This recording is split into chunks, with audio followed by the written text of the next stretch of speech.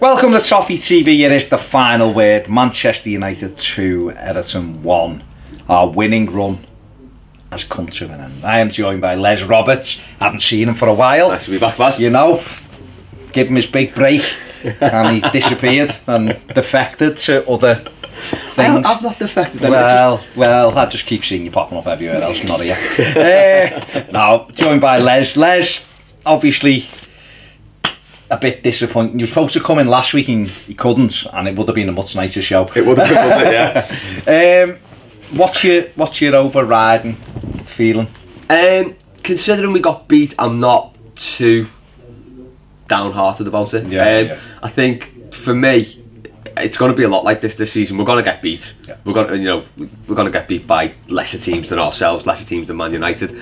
I think it's about performance, and I think that although we didn't play particularly well, and United didn't play particularly well, we never looked like we were going to capitulate. Like we did how many times last season, like Arsenal at home, Arsenal away, United away. Yeah. So I think for me that was a massive positive. So I'm not too downbeat about the result. Yeah. I think a draw would have been fair because I say neither team did enough to win that game. It was a pretty poor game, really. I agree. I mean, some people said that was a bit harsh on me, Matt's reaction. I don't think I was. I'm quite down the middle, really.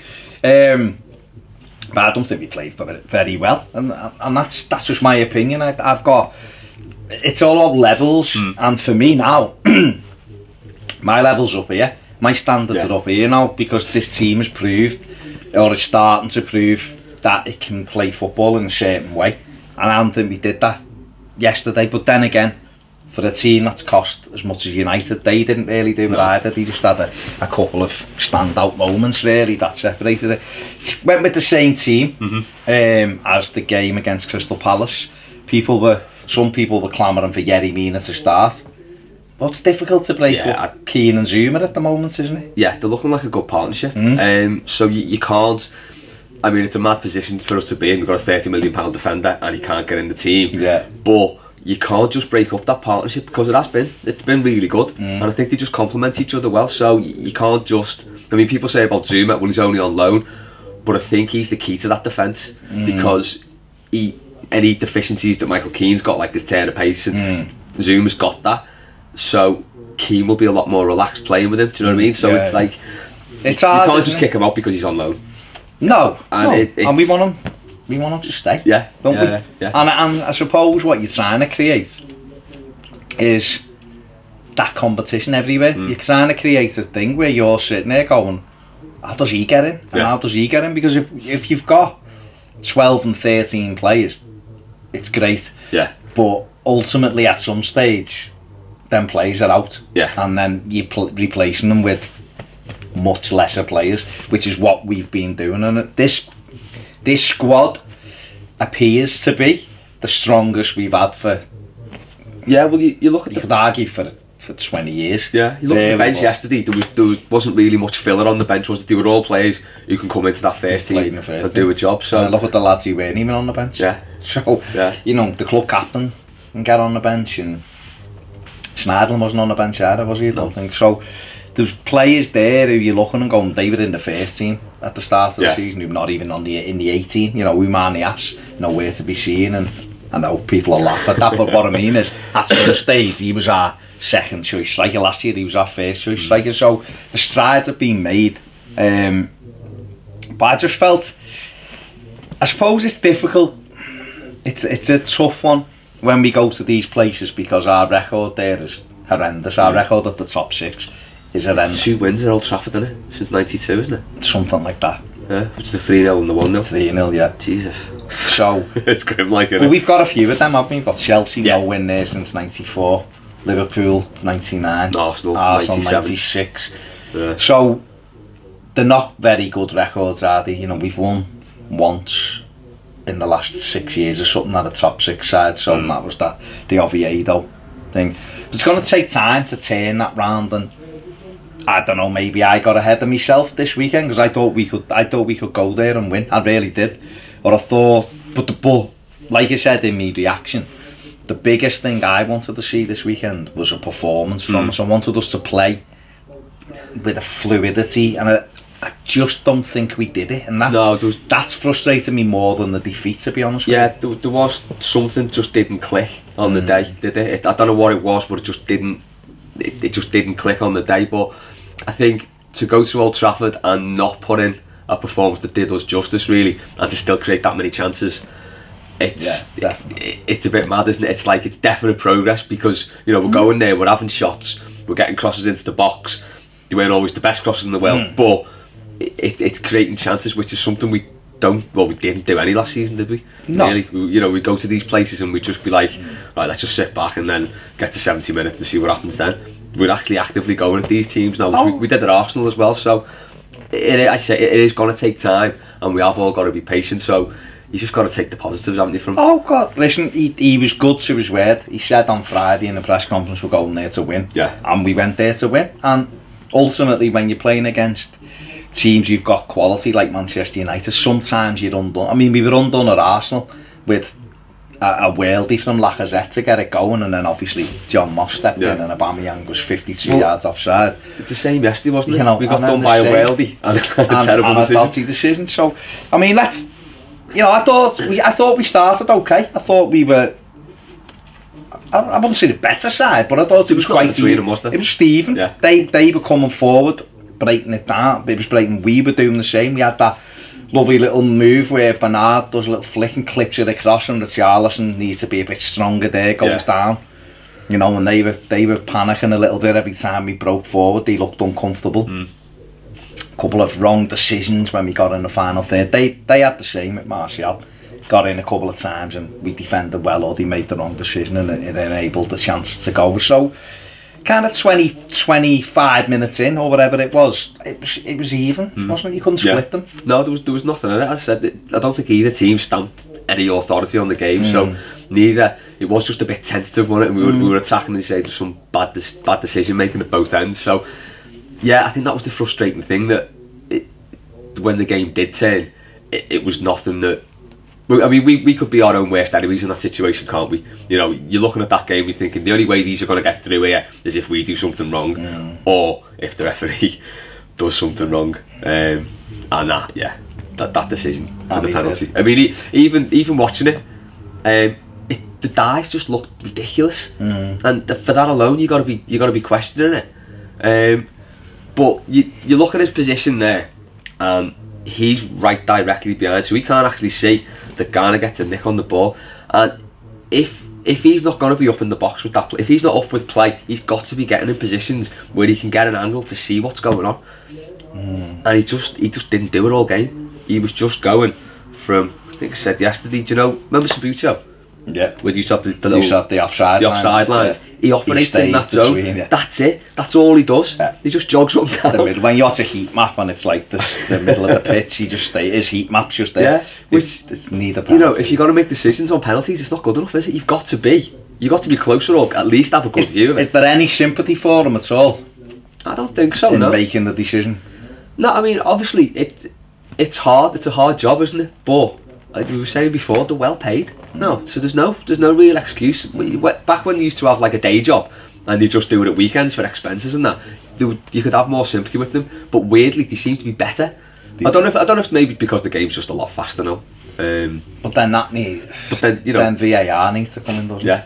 Yeah. The problem with VAR is you've got that tit there, McGallagher, keeps trying to defend referees every week. He said yesterday, Garner did get the ball, but it was a penalty. How does that even work? So I don't know the rules anymore. No? I honestly don't know the rules of the game anymore, because if you get the ball, how is it still a penalty? Yeah. And if he goes down after the collision, throws himself, that was diving. Yeah. Well, that's what. See, in real time, I've got to say, in real time, I thought it was a penalty, and on the very first replay, I thought it was a penalty. I thought, what's he done? You know, he's stopped his run. He's running. He'll get the ball, but he gets the ball first, Garner. So that's it. It's a good tackle. Problem for me, from an Everton point of view, talk about John Moss in a minute.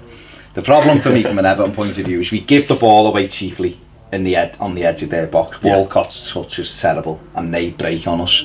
Now Garner, engages Martial on the touchline. Now, for me, that's where he should commit the foul. If he's going to make the challenge, that's where it should be. He backs off, and then commits the challenge inside the box. Yeah. Now, when it got to that point, I don't think he had to commit the challenge because he was stride for stride. Yeah, just stand them up. With Martial just run with him. Yeah. And get a blood. I don't know why he waited till Lent to put the leg out. Yeah. So from our point of view, and I think this is what Marco Silva will focus on, is that challenge doesn't need to be made there. If you're going to make it outside the box. When he's in the box, just jockey him to the bad decision making again. Poor decision making. The flip side to that is the referee. We had them at Arsenal. Yeah. Okay? And at Arsenal, there was a few decisions, even in the first half. There could have been a red card, they could have had to him, little fella, sent off, diving in, poor challenge on Luca Dean in the first half, they'd have been down to 10 men. As the game went on, Arsenal scored a worldie, and then the Aubameyang thing. Now, I know people have said, but the linesman, the referee, it's an assistant referee, the referee should overrule him and say he's offside. He's offside when it was gone through, and he didn't because, like you said, he's 30 yards further back because he can't keep up with play. And it's the consistency that I can't get my head around. Now, some people, for me, I don't know your point of view on this because I haven't spoken to you about it, but for me, if people believe that there's no kind of, I don't know whether I want to say corruption, but there's no kind of... Yeah, I know what you mean. It's not... If people believe it's a fair playing field in a £1 billion industry when the Premier League wants to protect its brands, and the chief of the Premier League, ex-chief now, came out and said we have to make sure these brands finish in the top 4, so we have to help them. That's the way it is, because they bring the money in. If you believe that those referees aren't influenced by these clubs, then you are really living in unicorns and cotton wool land. It's just on a sort of basic human level for the referee, isn't it? If he's under pressure from people at the Premier League because they're saying this kind of thing, and then you go to Old Trafford and you've got the crowd there and you've got Mourinho in the dugout, you just want an easy life, you just want to do your job and get off at the end of the game, don't you? You don't want everyone giving you sticks. It does make me raise an eyebrow and think, why do people believe that they want to believe that these referees are straight down the middle? Mark Halsey said you're told. He's actually come out and said you are told to favour the likes of Liverpool and Manchester United and Arsenal and Chelsea because they're the big clubs who bring the money in. So it blows my mind when people go, no, why would they do it to Everton? Well, I'll tell you why they would do it to Everton, because Everton are the threat. Everton are the threat to that top 6. Everton have got bucket full of money. Man City don't get anywhere near the decisions they should get, because Man City weren't the original. Man City, like it or not, still don't bring the big bucks in. No. They may do in another 5 minutes. City have crashed the party and they have to put up with them. They have to put up with them because City are big enough to go past that, and they've got Pep, so they get few decisions. But do you think then there's an onus on the club now? Because if you look at like pretty much every away game we've had this season, bar Leicester, there's been a terrible decision against us, hasn't there? So Wolves, it was Jagielka. Bournemouth, 50-50. Richarlison was a knobhead, but it was... Take the Richarlison thing, right? I didn't think it was a sending off just because I think Francis drew him in, right? But he did put his head towards him, so that letter of the law, it's violent conduct. He should have gone. So fair enough. I've got no issue then with the red card. Fair enough. We get on with that. But there was a penalty on... Tosin should have had a penalty. We should have had 2 penalties. There's one in the first half. I think it's on Seamus Coleman. Yeah, we get chopped. 2-footed tackle in the box. Straight red. It should have been a straight red. It wouldn't have been because it was a penalty. It should have been a penalty. Didn't give it. Then he gives Leighton Baines penalty, which, let's be honest, there was not. Callum Wilson. It was a marginal. Very clever. Threw himself over. And then Tosin gets dragged down. Now, if he gives Wilson, fair enough. If he goes, it's a foul, penalty, you go, okay. But then Tosin gets dragged down the box, wrestled to the floor. no penalty. Even at home, Tosin gets chinned against Huddersfield. Tosin gets punched by Billing at home, doesn't look at the ball, just smacks him full in the face. That's a penalty, no decision.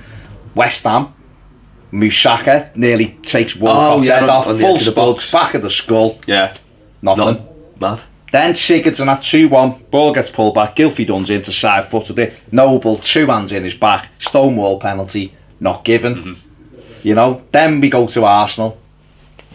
46 yards offside.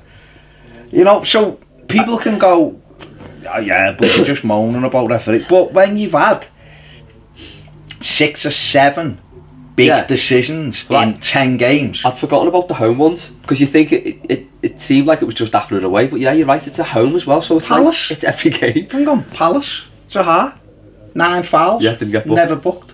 Yeah. Goes down for a penalty. You know, he's the biggest diver in the game now. I was amazed that we never had the player sent off, though. I thought it was nailed on for Everton to be like, have the first player sent off for fouling Zaha. It's just utterly ridiculous. He dived all afternoon. Referee didn't say a word to him. Committed foul after foul. The scissor tackle on Coleman, and Coleman jumped out the way and then went back to him. That should have been a booking immediately. Well, you know, it's embarrassing. Yeah. And then you go away and you're getting these kind of decisions. Does the club then have to come out and just start saying, this has happened, this has happened? I'm not talking about like Rafa's list, but like, I just think, you know, start calling them out. I think you should highlight it and just go, we've had some terrible decisions against us, and you know, and I'd make you think of it. I would. And some people won't like it and go, stop highlighting the. No, but it's come to that. It's not. It's gotta be. Yeah. You've got to, because why? Why should we shut up? Why? You know, Liverpool, United, but Klopp went bitching last season, and next minute they got about 15 penalties on the run. You know, Zaha's done it the week. Got a penalty, dived again at the weekend to get a penalty, or a soft penalty at Everton. You know, it's a big thing. Will Martial be pulled up? No. Over that, and the ass got publicly cascaded last season for nothing. Will Martial? No, not nobody said, because he was entitled to go down. And it just winds me up when people go, well, you know, you need to forget about you can't when it's directly affecting every single game. If it's once in a blue moon, they make mistakes, and you go, bad decision. That, you know, we have to get on with it. Yeah, but it's. I think, when you say like the club should make something of it, it always comes back to me about Andy Johnson that season when we didn't get a penalty because a couple of managers came out. Wenger came out and said he dives. And then was that the season we got a penalty at Newcastle at home on the last day? Was that season, wasn't it? After that, I think. No, that year we didn't have a penalty. We didn't have a penalty all season. The final. That thing was a year later. All right. But the Johnson one, we'd had a few penalties because he had been wellied, and then we played. We had Arsenal away, and Wenger said on the Friday, didn't he? Yeah. He dives, and he got side down in the first 2 minutes at Arsenal at the Emirates when he was through. Didn't get a penalty. Yeah. And I think Warnock came out and said the same. The week later, we had Sheffield and they kicked him up and down the pitch. Yeah. And he should have had about 4 penalties, and Warnock said, well, that's what he does, he dives. And then after that, we didn't get a penalty. Yeah, nuts. And that was when, in the end, Moyes went to the FA and showed them there was 11 penalty incidents. And the fella from the FA come out and said 9 of the 11 were definite penalties, and 2 of the other 11 could have been given penalties. So there was 11 incidents there that year that Everton didn't get penalties. And if Everton would have got them, they would have jumped 3 places into the top 4, I think. That year, that's where they would have finished. There you go. Right, but there'll be some of our fans who will be like, no, let's just play by the rules. No. Yeah, alright, because everyone else is playing by the rules, aren't they? Yeah. That's it. Anyway, back to the game. Referee rant over. Back to the game. So, he gives the penalty. That run-up. There was a thing on Twitter last night about Usain Bolt run 100 metres quicker. She should have been booked for that, to me, because that, to me, without going Mike Parry, that to me is the same as fainting before you take a penalty. Yeah. It's stopping and letting the keeper dive and then knocking, which you're not allowed to do. Why are you doing that stupid? That's bad, isn't it? I was gutted he got I'd that have sucked the book and I'd have ran up and wellied him before he got a chance to kick in and just let the referee book me. Pickford makes a brilliant save. Yeah. And it could have gone anywhere. Yeah. And it went back to him. so that he didn't even have to break stride. I know. You know, you can't even blame the defenders there because he just had the yards on the run, him. isn't he? Yeah. He's on the run. It was a brilliant save. It was a great save. You know, and with Pickford, you'd always think he's got a chance of saving. Well, the good thing about that is it's another penalty save, regardless of the fact he netted the rebound. Well, he hasn't scored a penalty. It's just a goal. Yeah, it's a goal. So it's another penalty save. So every time now we get a penalty against us, the striker, whoever it is going to be thinking. Just that seed of doubt. Yeah. Makes you frustrated with that Carabao Cup, doesn't it? I know, yeah. And you think if he was... That's all it needed. That was the one change. The one change. Funnily enough about that, just like to go off on a little bit of a tangent. I was listening to Gary Neville yesterday when he was talking about when he was at Valencia, and he Gary said, Neville. Yeah. Oh yeah, it was got the ball, but it's still a pen because I support United. Yeah. But he was saying when he was at Valencia, he was told by the club to get out of the Europa League and get out of the Copa del Rey, and he didn't. He said, and that was one of my biggest regrets in the end because it was game after game after game after game. Yeah. So you do kind of like things like that make you think, is it coming from anywhere in the club? Like I think the Carabao Cup. I don't think the club wants to go out of it, but it's not a priority. There's no importance placed on it. It's annoying though, isn't it? Which is really mad, or there doesn't seem to be. Which is mad because that's a trophy, innit? I know, and one we've never won. I mean, you know, just on that, just very quickly on that Carabao Cup. You know, he put players in who were within our first team, so it's the team should have been good enough. The team should have. I think it was the goal. I think the keeper caused the problem, and maybe in hindsight he changed the 3 players behind the striker, and maybe he should have just changed 2 and left 1. You know, we put Lookman and Dowell in, and someone else. I'm going to be able to remember who it was now. Yeah. Behind the 3 who haven't been playing. Oh, Bernard wasn't it? Bernard's debut, but Bernard was excellent, obviously. But they weren't used to linking up, so maybe just a couple of changes. But yeah, so we went behind, and then we still matched them stride for stride. I mean, Sigurdsson had the header. He was unlucky just because it was a good move, but his header was straight at the Gea, where if he would have been able to angle it, he'd have had to, you know, we might have scored. We had a Gomez, we had the corner, which one of our players headed at the goal in the first half. I couldn't believe it. The cross come in and Gomez headed it. It blew me mind. Yeah, unheard of that. Blew me mind. But yeah, you know, so we had that. We had a couple of half chances where, you know, Richarlison had one, bent one, didn't he? Which was De Gea made the save from, didn't he? Yeah, he did, save. So we were causing them a threat. They were worried. I mean, it was the best game I've ever seen Lindelof have. Oh, fella who normally looks like he's running in quicksand, was like all of a sudden looked like he could run. Yeah. So we went in at half time 1-0, and you're thinking, you know what? Although they kept putting that stat up on the telly of like when they've scored first, they hadn't lost a game for like 9 million years or something at Old Trafford. Berserk. Yeah. And when Marino's led at half time, they've won they drew 2 and won about 400 games. So you were thinking, all right, well, you know, we know it's going to break the record, don't we? We know but you're looking and going, well, if we get out here in the second half, get at them, you know, we can put them under pressure because they're not great at home. I watched them against Newcastle the other week. They were horrendous. Oh, they were terrible. Should have been 5 or 6 down at half time. Yeah. Newcastle are terrible and can't score. And we come out in the second half and I felt we were just getting a foothold. And just quickly, Garner had been booked in that first half, and then right on half time, John Moss had a word with him in Coleman and said no more. I was amazed he came out for the second half. I really was, because he was, his game's gone then. Yeah. If he can't tackle, his game's gone. Yeah. And in the second half, I think he put 1 tackle in or something. He was just gone. Yeah. And he doesn't pass the ball well enough to warrant it. Do you know what I mean? His game's all about tackles and so I was really surprised that earlier. I was just really surprised he left him on. Would you brought Davis on, or? I don't know. You know what I probably would have done was drop Gylfi back in there. Yeah. And put Lookman behind.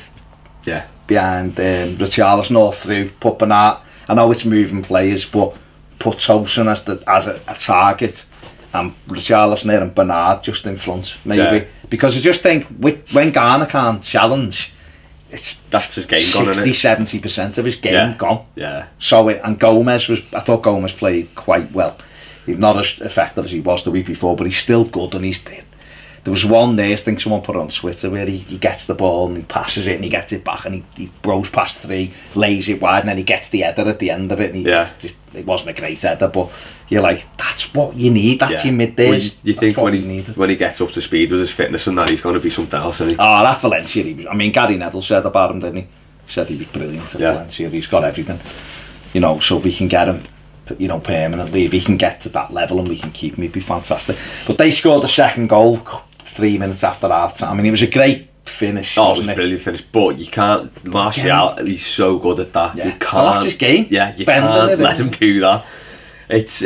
I think the whole. We were too weak on the edge of the box, weren't we, on Pogba? That was the thing. He went past 3 men like they weren't there. Yeah. Like, and again, that made, because he goes past Garner and Garner just lets him go. And you're thinking, if Garner's. Yeah, if he's not on the book, he's not on the book, and he's. I'm not saying he'd have fouled him, but he'd have been all over him like he made it difficult, and he wasn't. He glanced past him. It was a massive, like the right hand side. The whole game was just poor. Yeah, and I think when he hits that shot, Walcott's nowhere to be. Walcott's jogging back. Coleman's pointing at him. Coleman's pointing at to Walcott. Because he's caught. He's caught three because he's got the striker there. So he's sort of caught between the two, but he's pointing to Walcott to say get him, and Walcott's trotting back. It's like basic, that is. Yeah, and it's weird with Walcott now because his form's dropped off pretty badly, I think. And you think when he first came in, he was doing a lot of tracking back, wasn't he? He was doing a lot of helping out defensively, which he just doesn't seem to be doing now. You don't know whether that's instructions. Well, it might be, mightn't it? Yeah, if he's in that front three, it might be down. Don't forget, last year, suppose our thing under Allardyce was don't attack. Yeah, I suppose so. Yeah, but it's like, but there's got to be a balance there. He's got to help Seamus out. You've got to take responsibility yourself, haven't you? Like you know, just from playing at any level. If you're by someone and you've got the ball and they're attacking your goal, you just go for them, don't you? There's got to be a desire. You don't worry about where you are after you've made the tackle or that. You just got to get that ball. Because there's got to be a desire to keep the ball out your net. Yeah. To stay in the game. And it doesn't matter if you're a centre forward. Richarlison does it. Yeah. Richarlison's running back in the 90th minute, sliding to keep a ball in and flick it away. It's just basic, isn't it? In his game. And you know, I mean, I'm not one to say, oh, Coleman's got to go now. I've seen people say, what I would say with Seamus is his form is worrying me at the moment, and it's not defensively, because let's be honest, he's never been a great defender, Seamus. He's always had the pen in him, hasn't he? He's always had that. I think he's blind in one eye because he never sees anyone. Well, all our right backs don't seem to know what's behind. He's never been a great defender, but his real strengths are his determination and his attacking prowess. And what's worrying me more than anything with him is almost lack of interest in getting past. He's reluctant to go forward. He just doesn't want to go forward, and it's like, that's your game. The way we talk about Garner with not putting tackles in this game, Seamus's massive strength has been his desire to burst through. Get to the line, knock it Too over. often now he gets it and he stops and turns and passes it back, and you're like, what's going on? Yeah, it's like, that's not your. No, it's probably just confidence. When he's confident, he'll get his head up and he'll run. Like I don't buy into this. He's lost a yard like people do. No, I don't think he has. I don't. He'll naturally won't be as quick as he was at 22, but there won't be such a drop off because of the injury. Because there won't be, because that's all monitored, all of that speed and everything. I think he said himself he's running at the speed he was before. It's up here, and that'll be probably confidence. The same with, I think, with Walcott. Yeah, I think the both of them are lacking in confidence, and it's not helping us. Yeah, that's all. It's like the sort of plays if Coleman would have scored that shot he had. Which he should have. He did save it, didn't he? He did, but it was going over. His hands above the bar and he saves it. If he gets that goal, he goes up another level for the rest of the game there, and then that probably carries on into the next game. He needs something like that, I think, doesn't he? Same with Walcott as well. He's missed a few chances lately. Yeah, it's a funny one with him because I was thinking yesterday maybe it's time to bring him out the team and put Lookman in, but I don't know. I mean, just keep him in and keep his confidence up and gradually put Lookman in as we've been doing. I think everyone. I don't know. Because I was looking at the game yesterday and thinking, well, would we be better with Tosin up front now, put Richarlison out wide again? But it's like, it's only been 3 games maybe, and he's not had the impact in the last 2 that he did against Leicester. Me worry with Richarlison as a striker, and it's like anyone playing a new role, you've got to get used to it. Yeah. You've got to, but his runs aren't natural at the moment. Yeah. So that coaching will come with that. So it's whether you persist with that, whether you use him back where he knows the game and he knows his role and he's a threat. So do you keep a centre forward who knows how to play the game and can finish in Cenk Tosun? Yeah. Or do you try and convert Richarlison? Then what do you do with Bernard? Yeah, that's it. Then if so he moves there's all back the out, conundrums, isn't it? Because it's you can look at it in isolation and just go, it was Man United away. Better teams than us may lose at Man United. You don't know. Liverpool lost there last year, didn't they? And things like when Liverpool were flying, they went to Old Trafford and they lost. And people then can go, well, United aren't playing well. Doesn't matter. Everything starts somewhere, doesn't it? It's a game at the end of the day. So you can read too much into it sometimes and go, right, he needs to be changed and he needs to be changed. Yeah. So maybe he'll just leave it again for the weekend and see how it goes. And then if they don't perform against Brighton, then it might be time to look and go, right, let's have a little think. Listen, we've got the best manager for doing that. He'll be looking all the time. If he's not happy with it, he'll change it. Yeah. And that's what it is. You know, you're right, Walcott should have got back there. He should be helping Coleman out. You've got to. It's a responsibility. Yeah, and definitely. Especially whatever level you played at, your manager would always say to you, keep it tight for this first 10 minutes of the second half. Don't lose another goal because you stay in the game. And within 3 minutes we're 2-0 down, you know, and it's like, oh, for fuck's sake. You know, then we get in with Bernard. You know, the great ball by, I think, Sigurdsson, as he puts him through, or Richarlison, Sigurdsson. I can't remember who it was. I think it's Gylfi. He did everything right, getting round and the he keeper. Gets in, he draws De Gea. Should he have squared it to Walcott? He should have just scored it, I think. I think he just lost his composure that second when he hit it, because I think he still had a second. He still had a millisecond to have another touch. Yeah, he could have. And it would have opened the goal up for him then. He could have even used his right foot. Yeah, he probably should have squared it. He had two opportunities. I think the first one. Yeah. I've seen someone going, he couldn't have passed it on the first one. Well, he could have. Yeah, he could. Because he could have just played it ahead of him. Yeah. And then Richarlison his Walcott one. Walcott would have ran in and just had an open goal. Once he commits De Gea, then I think he should take another touch, because the keeper's flat out on the floor. Then he could have squared it or just whipped it with his right foot if you lift it. I think he just panicked a bit, didn't he? You know, he'd done basically all the hard work to get round De Gea like that and floor him. It's just that frustrating, and you're thinking, oh man, we got to get at it in here. But then we do. We go and get a penalty. It's another good ball through. Too small, he should have gone. Or by the same token, do you think Garner should have gone there as well? This is the thing, no, isn't it? It's... I don't know. You know, because that would have given the game about 15, 18 minutes with them down to 10 men, including the injury time. So that's a long time. Like 20 when minutes, when we're piling the pressure on there, that's a long time. Yeah, the Garner one. No, the Garner one wasn't reckless. No. Well, it wasn't even a foul. The smaller one was quite reckless. And he'd been booked. Yeah, the way he slid in. And he took him out. Yeah. So Richarlison was in on goal, and he took him out. He proper wiped him out, yeah. So he went, don't get me wrong, he went for the ball. He didn't just, I don't think he just went to take him out. He went for the ball, but he caught him. Now, outside the box, he'd have been booked. Yeah. Wouldn't he? Yeah. Now, I don't know, someone might look and go, well, it's classed as double jeopardy. But I think it's only a red card. That's double jeopardy. You can't have it. It's a second yellow. It's a second yellow. He should have been sent. I think Ashley Young should have been sent off personally in the first half for the jumping on. I think it was Luca Dean. He just come right through the back of him. Yeah. Wasn't in control. Yeah. You know, now if you're sending Jagielka off, that to me was that's been the thing all season, hasn't it? You look back, and with every week that passes, you look back at that Jagielka challenge and you're thinking, how did he get sent off for that? Just berserk, and then they moved the ball 10 yards forward. Yeah. But Gylfi stepped up. It was a fantastic penalty. That was a great penalty. I wasn't happy the way Richarlison was keeping the ball. Like I wanted, like, get off, lad, beat it. But he gave him the thingy. Yeah, Gylfi stepped up and he slotted it. Yeah, it was a lovely penalty. And then we had to go again, and the manager again, you know, fair play to him, straight away, 2 strikers on. I think they were coming on anyway. Yeah, and he didn't. Do you know what? I think he was about 5-10 minutes late with them. He was. He could have done it a bit earlier. He was. If we're being critical, he probably should have done it earlier. But then Richard, it's one of them, isn't it? Because Richarlison then got for it. I don't know. He knows better than us, doesn't he? But I agree with you. I was calling for it with half an hour left. When he brought Lookman on, I was thinking, like, give it a couple more minutes, then get like either 1 or 2 of them on and go for it, and let's stretch these.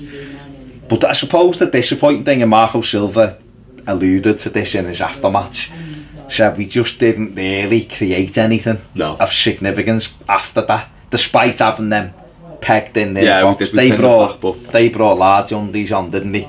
And he didn't really do anything. He just walked around, didn't he? He had that one header which Keane should have done. Why Keane left him, I don't know. Him and Zuma both made. Didn't he? Didn't go anywhere near the goal. And Zuma had his one, instead of passing it, tried to play his way out and took it off and put Martial through. Let's talk about Pickford. He's great. He was absolutely fantastic. He's made a couple of majestic saves there yesterday. I mean, the one-on-one from Martial. That was brilliant. The way he stood him up. And stood up.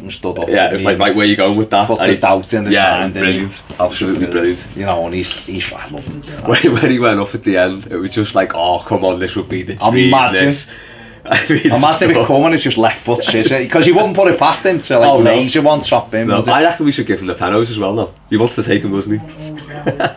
No. I mean, the corners, we've got to talk about the corners before we finish, because we just seem to be rubbish again at corners. I mean that one right at the end, when Pickford went up, you need a good delivery there. Why aren't we in-swinging it?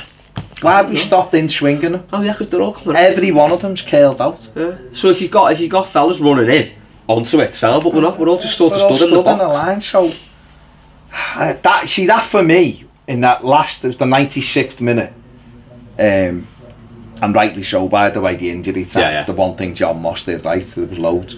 I'd have had Sigurdsson on that. Yeah, whip it in. I'd have had Sigurdsson saying, right, stick this right into that mix. Everyone's in there. The minute the goalie goes in there, their asses go for some reason. Whip it in and attack it. Yeah. And we just did the first one. And we just did that. It was so bad. Yeah. So frustrating. But because against Southampton and Wolves, the first 2 games, there was mad variation in our corners, and I was like, we were, wow, this is free kick routine. We were getting headers at goal. We were getting. I remember him taking one against Southampton to the back post, and Garner volleyed it and it got blocked, and it was like, wow, look, these weird free kicks. Maybe he's found Roberto Martinez's little book of corners. He's that all right, yeah. I just think the players have got to, put better quality in. Yeah. You know, I'd rather Luca Dean over it than under it. But I'd rather Sigurdsson have took it and just killed it in. Mix it up. Even then, though, we still get a shot off, don't we? Which Lookman, I don't know, if he hits it right and it goes in, it's like the best. It's Jaggy Alkin at Anfield, isn't it? Yeah. But when there's other options on, you're like, oh, there's 6 men in a box, you maybe should have stood it up. Yeah. But I just think there, you know, we've really got to work on those corners, because I think we should mix it up. I think when you're a defending team, you shouldn't know what every set piece is going to be. No, not so it should put that element in your mind. So Dean should jog across and take one. Yeah. Then Sigurdsson should go and take one. Then they should try to do one short. Yeah, well, we've got the players to do it, haven't we? That's it, there's players in there, and you know. One thing I would say, before we finish, on a positive note in terms of set plays, we look so much better now, don't we, off the zonal defending than what we did in the opening 4 or 5 weeks of the season. Yeah, well, after we had that little initial flurry of goals from corners, it's not really happened since, has it? And we look a lot more calm and assured, which I think it does vindicate it. It's so easy for people to say, oh, it's the zonal mark and it's rubbish, that it's crap, and the stats don't bear that out at all. No. And it's just about getting used to a system. You know, I think especially like in England, because we've all grown up with pick a man, stay with him. I say to my kids team, everyone get a man, 2 lads on the post. It's like it's just standard, isn't it? So anyone that deviates away from that, and you start conceding, it's a bit like, oh, well, that's rubbish. Take that continental crap away from me. But yeah, it seems the whole defence just seems a lot more solid now, really. Off that. I think the thing with zonal, and I said it at the time, I've done a tactics thing on it at the time, is that it is going to take time because everyone's got to use it, but if you perfect it, then you don't have to worry about the opposition's set plays. Yeah, because this is how you because defend you just defend it. Yeah. Do you know what I mean? Whereas if you're every week having to work on like what the Brighton do off set plays. Yeah. Right, he runs there and and then you get the team sheet. Oh, he's not playing. Like Afferu might pick it up. Yeah. Whereas if it's Les, you're front post, I'm back post, or I'm edge of the box, and we're in a line. And you do that every single week. Yeah, this is how you defend it. You know, Barcelona in what was it, 2011 or something, had the smallest team in Europe and conceded the least goals off set pieces because they just had their zones perfect. Yeah. You know, City. You know, and that's where, as you say, that when you're attacking with corners, then that's why you've got to mix it up. Exactly. Because teams will just play that, and when the ball's swept in, that's it. You've got to make runs and make movements and things like that. But like you say, you know, we've lost the game, and it is what it is. And we will have these moments. We know we're still very early, but 10 games into a project. Well, we're in a position now where the next 4 or 5 games, it could literally be win 1, lose 1, draw 1, lose 1. Yeah. We could lose half the games in this next run of fixtures. But I think so long as we just don't cave in, or we just show steady progress at each ground, which won't be hard on last season to be honest. But I think we just show steady progress in each game, I don't think we can't get caught up with the results too much. We're probably going to have some frustrating ones at home. Like, I mean, Brighton, we should be looking at an easy win there, or as easy as you can get. We might draw it. It happened against Huddersfield. Don't you know what I mean? say it. You know what I mean? No, it's going to happen, isn't it? We're going to have off days at home as well in games like that. So depress me, lads. I'm trying to finish on a positive here. Yeah, we're going to win a lot now. That's it.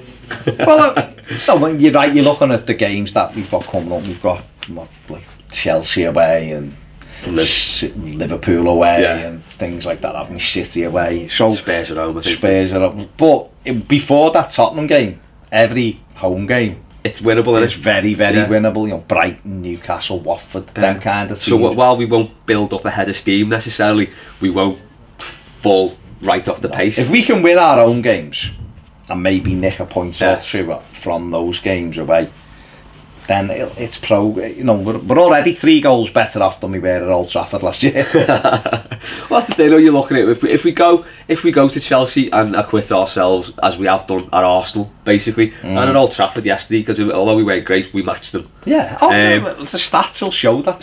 If we just do that in those games, we'll get something out of one of them at least. You got it, because the progress will, the confidence and things like that. For me, what I've said all along, is that if we can be a couple of wins off the top 6 in January, then we're doing very well. We're doing all right for this season. And I look at Bournemouth and they're a good side, but once they have some injuries, their form will tail off. Watford are flying, but again, the same time. Yeah. Although Gracias came out yesterday and said they've got the best squad in the Premier League by a mile. All right, lad, keep smoking what you're smoking.